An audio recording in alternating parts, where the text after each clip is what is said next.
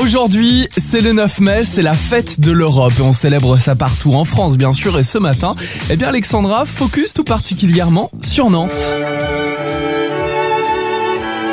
Vous l'entendez, cela vous rappelle peut-être des souvenirs. Bah oui, c'est l'Ode à la joie, Beethoven. Ça rappelle aussi la marche du nouveau président de la République au Louvre, dimanche soir, Emmanuel Macron. Fraîchement élu dimanche avec son discours devant ses partisans, l'Ode ou l'hymne à la joie, la 9e symphonie de Beethoven, qui est devenue l'hymne officiel de l'Union Européenne depuis 1985.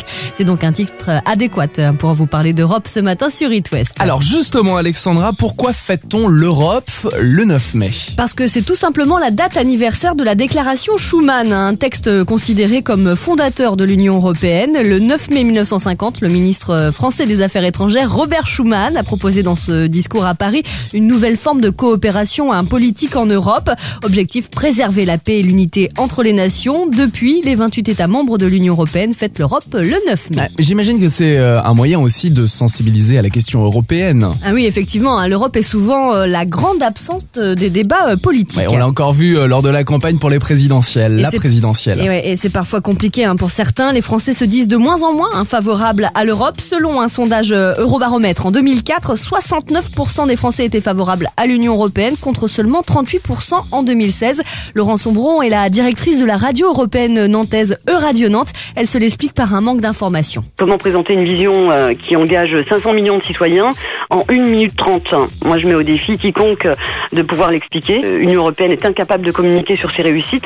Et donc, elle est du coup perçue pour une majorité de Français comme lointaine, bureaucratique, complètement inefficace. Et du coup, ça crée un appel d'air pour les populistes de tout poil qui fondent du coup leur discours sur des contre-vérités, des vérités qui sont alternatives, approximatives, des post-vérités. Et puis sur les questions européennes, on pourrait dire aussi que la presse ne joue pas suffisamment son rôle de contre-pouvoir. Autre chiffre parlant, sur 36 000 détenteurs de la carte de presse en France, seulement 35 journalistes sont accrédités auprès des institutions européennes. C'est justement ce que combat la radio Euradio Nantes depuis 10 ans avec sa ligne éditoriale bien particulière. Oui, Euradio Nantes fait du local européen et tente de vulgariser la thématique européenne pour faire comprendre que l'Europe touche notre quotidien. En parlant d'Europe de façon plutôt concrète, accessible, pédagogique, en tout cas on essaye, en essayant d'ouvrir le débat européen à une société civile qui est peu représentée et aux acteurs locaux. En comparant les expériences locales au-delà des frontières nationales, on montre que l'Europe ce n'est pas que Bruxelles, Paris ou Berlin, et ça c'est plutôt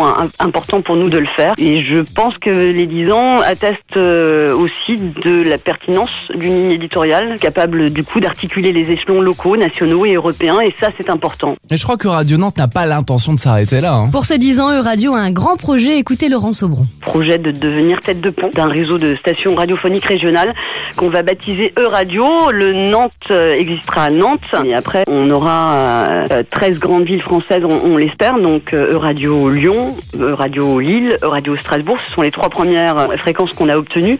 L'objectif c'est bien de reconnecter les territoires, les métropoles, les régions avec l'échelon européen, en démultipliant justement cette ligne éditoriale locale européenne. C'est un bel enjeu pour cette dizaine, Alex. Et pour continuer à parler d'Europe d'une autre manière, Euradio fête évidemment la fête de l'Europe et par la même occasion, plusieurs événements sont organisés à Nantes toute la semaine en partenariat avec la Maison de l'Europe. Oui, on va à Nantes ensemble ce soir, Alexandra, pour un grand concert. Ça se passe à Stérolux. Il y a Mustang, Sauropod, il y a aussi Marc Morvan. C'est à 20h30 et il reste quelques places. Et pour connaître le reste de la prog de cette fête de l'Europe 2017, rendez-vous sur euradionantes.eu. Il y a plein d'événements. D'événements sont également prévus partout dans l'Ouest, également en Bretagne, avec pas moins de 80 événements toute la semaine. Il y a des concerts, des expos, ciné, conférences, villages européens, bref, toutes les infos sont sur lafêtedeleurope.eu.